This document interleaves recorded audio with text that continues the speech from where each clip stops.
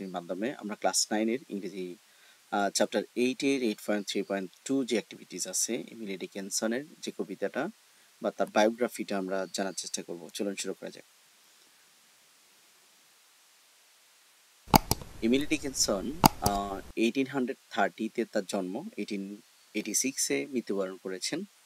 এটা হচ্ছে short biography of Emily Dickinson. Emily ডিকিনসনের সংক্ষিপ্ত জীবনী is one of the most American celebrated and enigmatic poet. তিনি ছিলেন সবচেয়ে বিখ্যাত আমেরিকান এবং খ্যাতিমান একজন কবি। She was born into a prominent and intellectually inclined family in the Massachusetts. তিনি মাসাচুসেটসের একটি বিশিষ্ট এবং বুদ্ধিভিত্তিক প্রসিদ্ধ পরিবারে কি করেছেন, জন্মগ্রহণ করেছেন। ইনক্লাইন্ড মানে হচ্ছে born. She grew up in well-educated and religious household. তিনি বেড়ে উঠেছেন একটা মার্জিত, সুশিক্ষিত এবং ধর্মীয় পরিবার থেকে।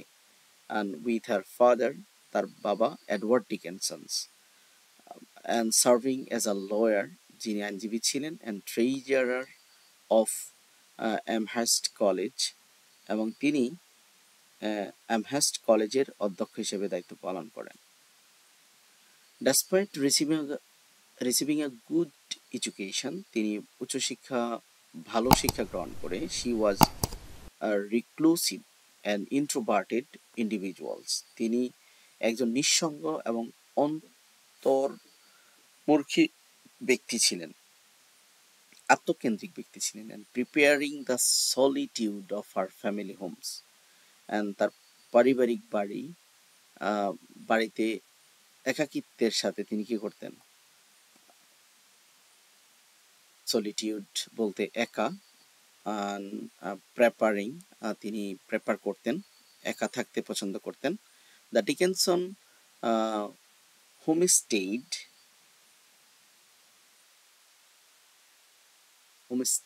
ডিকিনসন হোমস্টেডের একাকিত্ব পছন্দ করতেন। And she explored themes of nature, love, death, immortality and human spirit. তিনি প্রকৃত প্রেম, মৃত্যু, অমরত্ব এবং মানবাত্মার থিমগুলি কি করতেন, সার্চ করতেন, অন্বেষণ করতেন, খুঁজতেন। Her poetry was characterized by its unconventional use of punctual dash capitalization, and which has led to various interpretations of her works. তার কবিতায় বিরাম চিহ্ন, ড্যাশ এবং মূলধনের অপপ্রচলিত ব্যবহার দ্বারা চিহ্নিত করা হয়েছে, যা তার কাজের বিভিন্ন ব্যাখ্যার দিকে পরিচালিত করেছে। During her lifetime, only a few of her poems were published anonymously, as she kept the majority of her writing private. তার জীবনদশায় তার বেশিরভাগ লেখা ব্যক্তিগত রাখার কারণেই তার কয়েকটি কবিতা বেনামে প্রকাশিত হয়েছে। After her death, her sister Lavinia discovered her extensive collections of the poem and diligently works to have them published. তার মৃত্যুর পরে তার বোন লাভিনিয়া তার কবিতার সংগ্রহটি আবিষ্কার করেন। The first collection, the poems of Emily Dickinson. আর ওই প্রথম কালেকশনটা ছিল এমিলি ডিকিনসনের কবিতা, ওয়াজ পাবলিশড 1890 সালে সেটা প্রকাশিত হয়। Emily Dickinson's poetry was unconventional in style and theme. এটা থিমগত দিক দিয়ে বা প্রকৃতিগত দিক দিয়ে, ধরনেরগত দিক দিয়ে এটা ছিল আনকনভেনশনাল,